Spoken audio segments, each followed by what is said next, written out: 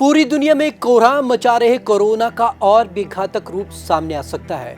यहां तक कि ये कहा जा रहा है कि आने वाले समय में 3 में से 1 व्यक्ति की मौत कोरोना से हो सकती है। यानी कि इसका जो आने वाला स्वरूप है वो इतना घातक होगा, इतना जानलेवा होगा। ये दावा किया जा रहा है कि 33% तक वो लोगों को प्रभावित करेगा। यानी कि 33% लोगों की जान लेने में कोरोना का हाथ होगा। तो आप खुद ही सोचिए, अगर कोरोना का म्यूटेशन रूप लगातार बढ़ता रहा है तो ये लगातार कहीं ना कहीं इंसानों के लिए भारी खतरा हो सकता है।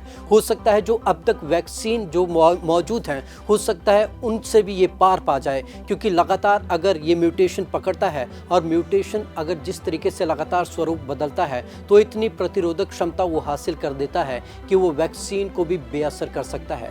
तो चलिए आज आपको खास रिपोर्ट में दिखाते हैं कि किस तरीके से अब वैज्ञानिक एक नया दावा कर रहे हैं कोरोना म्यूटेशन को लेकर कि वो आने वाले समय में और कितना घातक रूप ले सकता है।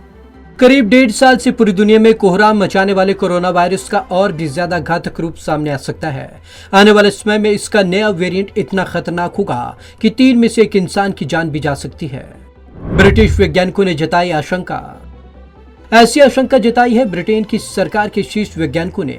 ब्रिटेन के scientific advisory group for emergencies के एक रिपोर्ट में चेतावनी दी गई है कि इस नए वायरस के कारण मृत्यु दर 35% हो सकती है। जल्दी लानी होगी बूस्टर वैक्सीन।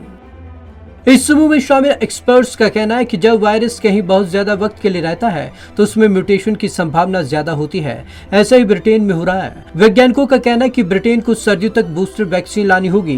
विदेश से वायरस के नए वेरिएंट आने से रोकना होगा। ऐसे जानवरों को मारना भी पड़ सकता है जिनमें वायरस रह सकता है। मृत्यु दर बढ़ने की आशंका। वैज्ञानिकों ने आने वाले समय की संभावनाओं पर एक पेपर रिलीज किया जिसमें इस सुपर म्यूटेंट वेरिएंट का खतरा बताया गया। एक्सपर्ट्स का कहना है कि अगर आने वाला स्ट्रेन दक्षिण अफ्रीका में मिले बीटा और कैंट में मिले अल्फा या भारत में मिले डेल्टा वेरिएंट से मिलकर बना है तो यह वैक्सीन को भी बेअसर कर देगा। इसकी वजह से मृत्यु दर बढ़ने की भी आशंका है। हालांकि टीम का कहना है कि वैक्सीन को बेअसर करने के लिए किसी बेहद शक्तिशाली वेरिएंट की जरूरत होगी। अभी वायरस से पीछा छूटा नहीं। इस रिपोर्ट के आधार पर ब्रिटेन में लॉकडाउन के प्रतिबंध को खत्म करने की सरकार की तैयारियों को लेकर एक्सपर्ट्स ने एक बार फिर चेताया है। उनका कहना है कि सेज की रिपोर्ट से पता चलता है कि वायरस से पीछा अभी छूटा नहीं, इसलिए सरकार को इसे लेकर ज्यादा अलर्ट होना चाहिए। एक्सपर्ट्स ने जानवरों को वायरस का रिजर्वायर बनने से रोकने की सलाह दी है।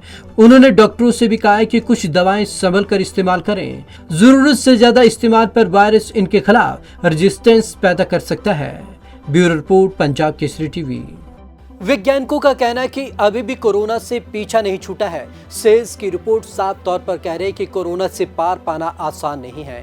यदि इसकी और वैक्सीन समय पर ना लाई गई जो अलग अलग म्यूटेशन पर प्रभावी होगी तो उससे पहले ये सोचना और समझना होगा। वैज्ञानिक साफ तौर पर कह रहे हैं कि कोरोना के बूस्टर डोज की अब हमें जरूरत पड़ेगी।